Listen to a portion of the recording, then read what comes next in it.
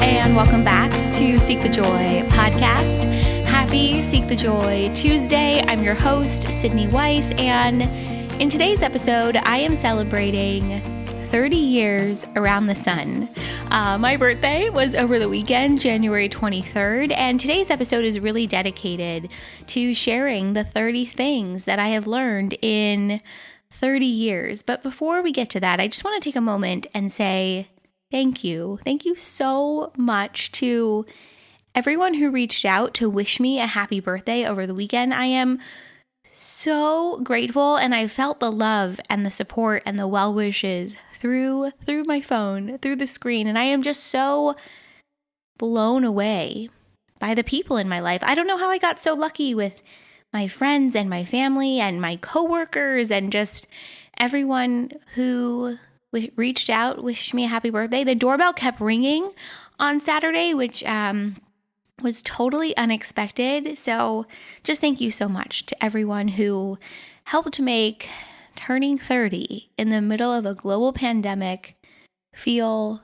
so special. I have to admit, though, turning 30 has felt a little bittersweet. In so many ways, I'm ready to take the lessons from my 20s and move into this new decade, because truly there are so many lessons from the last 29, I guess 30 years of my life.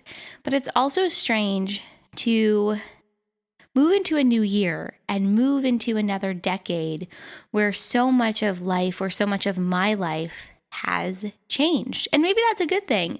Change, I think, overall is a good thing, and it's time that I personally embrace it, probably a little bit more than I ever have. But 29 showed me a couple of things, but the biggest lesson, I think, the biggest takeaway I have from turning 29 is that I needed to be woken up. Maybe it's woken up. I don't know. I needed to wake up to the moment more. I move too quickly through my life. This is something I know. This is something my friends and my family know. And the last year has really reminded me of the importance, really, of being in the moment and learning to savor the moment when you're in it. 29 also really showed me the areas of my life that I wasn't paying enough attention to. The emotions that I was burying, and maybe the fears, way of thinking, and excuses that I've kept and held on to for far too long.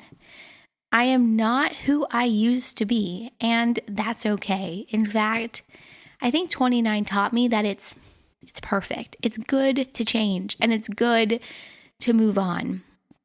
Today's episode, I think, is really just an opportunity for reflection for me, and I really hope that some of what I share and the lessons, I hope it resonates with you too, because for me, the pandemic, but mostly the passing of my grandfather, has been a huge wake-up call. It's brought about beautiful lessons and a powerful reminder for me of what is really important. But I'm excited. I'm excited to dive in with you to the 30 things that I have learned in 30 years. So let's do it. Let's dive in. I think the first one definitely has to be cherish every moment. Stop rushing, put the impatience down, because the moment that you are in right now won't last forever. The second thing I've learned is to live life fully, is to live a life full of love. Love first. Everything else comes second. And I think what's so cool about love, because I believe at our core we are all love, but the impact of love truly lasts a lifetime. All right, number three. Number three goes back to grief. Grief has a funny way of reminding us what matters and asking us to open our hearts and our minds to the possibility of more. It's a reminder of our resilience and our capacity for love too. The fourth thing I've learned is new beginnings can't take shape. They can't take form until we release and let go of necessary endings. That has been a big one for me. The fifth thing I've learned is it's not about who you are now. It's about who you want to be. So that dream, goal, vision, and desire for your future that you're holding on to is meant to be embodied right now. To be who you want to be means you have to choose that person right now. Number 6, choose kindness. Treat those around you with kindness, but most importantly, show yourself that kindness first. Number 7, look at every person you meet as who they truly are, a soul having a human experience. Give them grace and give yourself that grace too. The 8th thing I've learned is everything is temporary, and that is a good thing. What you're experiencing right now is not going to last forever. How you feel right now is not how you're always going to feel, and what you're worrying about will resolve itself. The right people will show up, the right moments will be there. We just have to be open for them to unfold, to resolve, and all of it is part of the journey. Number 9, the 9th thing I've learned. Vulnerability is what will bring us together. It's what will allow us to develop greater empathy, compassion, and kindness. And I think the biggest part about vulnerability that I've learned is that it's essential and it's not to be feared. I've learned that vulnerability and connection are 2 of our greatest assets and strengths. And it really does take a sense of strength and courage to be vulnerable. Number 10, our legacy is one of love, compassion, and kindness, but it's about how you choose to embody that for yourself and then share it with others. I've been thinking a lot about what I will leave behind. Legacy is an interesting thing. Number 11, my health is my priority. I think I have to say that for myself again. My health is my priority. It's precious. It can be fleeting, but I have to choose it. And I have to choose to take care of myself and my health. And I keep learning that lesson, and I'm going to keep taking it with me. Number 12. This is a good one.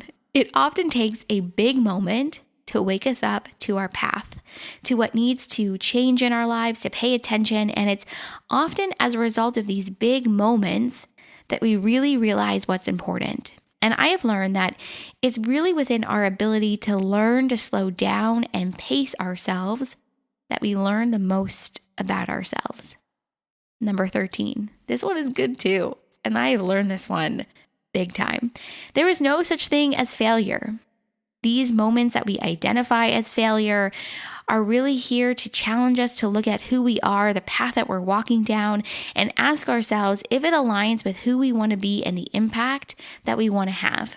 And I have learned not to fear these moments, not to fear these roadblocks or these moments that we call failure, because without them, we wouldn't have the chance to know who we are, who we want to be, and how we want to show up in the world. And it's through discomfort and uncertainty that we grow so much stronger than we would without those challenges. So never underestimate the power of one choice that you make to turn a roadblock or a moment of what we feel is failure into a stepping stone, because it is literally never too late to begin to mold your life according to your own vision. Number 14. Do not fear your emotions. Do not fear your emotions. Instead, honor your emotions, your joy, sadness, and grief, and allow yourself to experience all of it. Number 15 is so important. I might have to repeat it 3 times. Your work is not the same thing as your life. Your work is not the same thing as your life. Don't prioritize your work over your own well-being, your family, your health, and your joy. Your work is not the same thing as your life. Number 16 is important too. Breathe. Don't hold your breath. Breathe. And as someone who continues to hold her breath way too much, this is important for me. Number 17. Don't allow the fear of what someone else might think of you keep you from being you, from expressing yourself, from feeling and living your joy, from living your life. It's all about having your own self-worth and way of defining who you are in the world based on the internal as opposed to the external. Number 18, you belong in any space you want to be in. All you have to do is show up. And I have learned that we have to start somewhere in order to allow ourselves to build momentum. So yeah, of course, fear is going to show up. Doubt is going to show up because it always does. But it's about recognizing those emotions, those experiences when they do show up and putting it back in the box that it belongs in. So start where you are today. Allow yourself to build that momentum. Allow yourself to know and trust you belong in any space that you want to be in. And trust too that your interests and passions and joy will continue to be there and guide you. Number 19, everything is easier when you are grateful. Like everything. Spend as much time in gratitude as you can. The 20th lesson, this has been an interesting one for me to learn, and I'm curious if it resonates. We are here to challenge the familiar. I believe we are here to challenge the familiar. We are here to challenge what is comfortable. We are here to show ourselves that we can really move beyond what we have believed possible, and what's possible is beyond that familiar comfort zone. Number 21, you are a soul having a human experience. You are more than meets the eye. This is a lesson I think I started to learn probably in my early to mid 20s, and it's really been solidified in the last few years. You are a soul having a human experience, and it is up to you to choose to be with your soul, to speak to your soul, allow your soul to speak to you and guide you. Part of this lesson for me too is just remembering I'm already home. Number 22, never underestimate the power of community, and make sure to surround yourself with people who support you and your dreams, and in turn, you can support theirs. This has been so important for me and such a big lesson. And I think I really started to learn this lesson about community when I started the podcast in 2017. And what's so interesting is we often forget that we are part of our own communities. So in case you forgot, you're the most important member of your community, of your support system, but never underestimate the power of community. The 23rd lesson, the 23rd thing I've learned, don't hide who you are. Give yourself the chance to be who you are meant to be. And to do that means we have to show up. It means we have to be embodied. It means we have to be ourselves and not hide who we are. That's been a huge lesson for me. Number 24, you are here to know joy. For me, that's it. For me, that's what we're here for, to know joy, to be joy. And I think we often feel like joy is this fleeting thing. Maybe it's not for us, but it really is. Number 25, moving past our fears and allowing ourselves the space to dream is the greatest form of self-care. This has been a huge lesson for me and so important, because if I'm not allowing myself the space to dream, if I'm not letting myself believe in everything and anything that is possible, then I'm doing myself not only a disservice, but I'm not taking care of myself.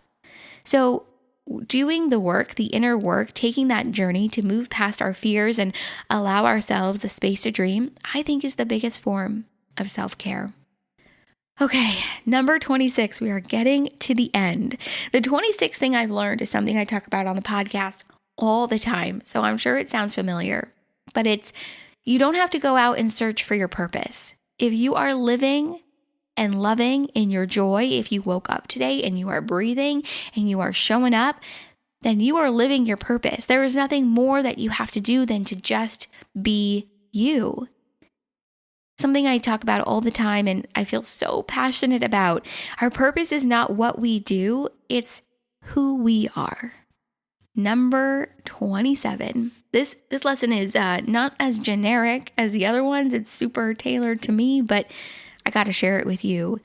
The 27th thing I've learned is that I am really here to be an advocate for others, to be a storyteller, to create spaces to uplift others' voices so they can share their truth and their joy and their experiences. And part of this lesson for me in coming to this understanding is my career and what it looks like is going to change and it's going to look different, but the mission and the vision will remain constant.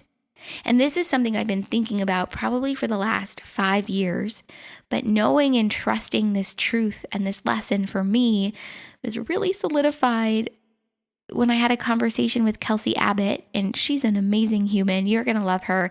She's on the podcast next week. She really helped me solidify and really understand this lesson and this truth for me. So thank you, Kelsey.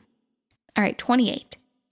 We can learn and grow together through powerful and impactful conversations because joy can exist at the same time as challenge or hardship or deep inner growth and learning.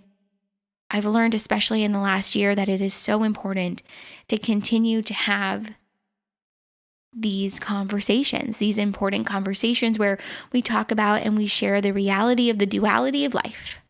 Did that rhyme? It might have. I don't know. Number 29, trust yourself in the process of owning and listening to your own intuitive space. And remember that it's a process of healing.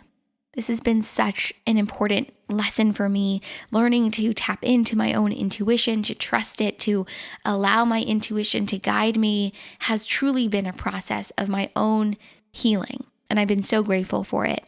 Okay, the last lesson, at least the last lesson I'm sharing as part of my 30 lessons I've learned in 30 years, it's that courage is open-hearted. And so for me, it's important to continue to live my life with as open of a heart as I can. Because for me, what I've learned is that the heart is the place through which all energy, all life really flows. It's from this energy, from this heart space, it's really this energy that will sustain you. So for me, it's about choosing to live life through an open heart. So these are the 30 things that I've learned in 30 years. And I was a little ambivalent about doing this episode, but now I'm so happy that I did it because it's so powerful and it means so much to me to have an opportunity and a space to reflect. And as I think about this new decade, it feels like good new energy that I'm ready to step into. I'm ready to step into more joy and connection and my own unique self-love and self-compassion and self-acceptance, and step into more growth and expansion and love and everything else in between. And I'm ready and I'm excited. And I'm so grateful that you're here and that you're listening and tuning in. I would love to know what lesson or lessons resonated and what lessons you have taken with you as you've embarked on your own life and your own life journey. And before we go, I got to share with you that today's episode is sponsored by BetterHelp. And I think the timing of BetterHelp being today's sponsor couldn't be more timely, appropriate. I don't know, but I'm really happy to share with you today's sponsor, BetterHelp, because we are going through some really challenging times and I'm feeling it on a personal level and a global level. And I know that you are feeling it too. And now more than ever, I have found it's really important to have reliable resources that we can turn to. That's where BetterHelp comes in. BetterHelp will assess your needs and match you with your own licensed professional therapist, and it's easy and free to change counselors if you don't think the person you've matched with is a good fit. This service is available for people worldwide too. Now more than ever, it's so valuable to talk to someone about what you're going through, whether that be anxiety, grief and loss, or depression. And BetterHelp offers a broad range of expertise in their counselor network. You'll get timely and thoughtful responses. Plus, you can schedule weekly video or phone sessions too, which, if you ask me, in a global pandemic, is a game changer. I want you to be able to live a happier, more joyful, ease-filled life, and I'm excited to share that as a listener of Seek the Joy podcast, you will get 10% off your first month by going to betterhelp.com/seekthejoy. Join over 1 million people taking charge of their mental health with the help of an experienced professional. That's BetterHelp, HELP.com/seekthejoy. The link is also going to be in our show notes. All right, guys, that's it. Today's episode was a fun one. I don't often do solo episodes, so I'm excited that I did one for my 30th birthday for 30 things I have learned in 30 years. A couple of housekeeping type things before we go. If you're not already subscribed to our newsletter, please subscribe. It is filled with so much good stuff every single week. The link to subscribe is going to be in the show notes for today's episode. Don't forget, Seek the Joy podcast is on YouTube. I am so excited to share these episodes and conversations. You can watch me have the conversation with our guest live on YouTube. So make sure to click the link in our show notes and hit subscribe, rate, like it, I don't know, all the things on YouTube. And that reminds me, if you haven't already, I would be so grateful if you left the podcast a rating and review on Apple Podcasts, Stitcher, Audible, wherever it is that you listen to podcasts. And when you do, make sure to take a screenshot of your 5-star rating and review and send it to Sydney@seekthejoypodcast.com. I will send you a little something to say thank you. And I want to read you our most recent review. And it comes from Express Yourself and Shine, and it says, "My new best friend. Every time I listen to one of Sydney's podcasts, I feel as if she is talking just to me. Her voice is so beautiful, and her guests are inspiring and uplifting, and really do make me feel joyful and hopeful. I adore her messages, and when I need a boost, I tune in." How nice is this review? I am so grateful. Express Yourself and Shine for the rating and the review. And guys, if you haven't already, it would mean so much to me if you left the podcast one of those. Also, make sure to join the conversation on Instagram, Facebook, Twitter, and LinkedIn. We are at Seek the Joy Podcast everywhere. We just love to connect with you and hear what you think about this week's new episode. All right, guys, as always, thank you so much for being here, for listening, for tuning in. I would love to hear what lessons resonated for you, and I'll see you right back here next week for another Seek the Joy Tuesday.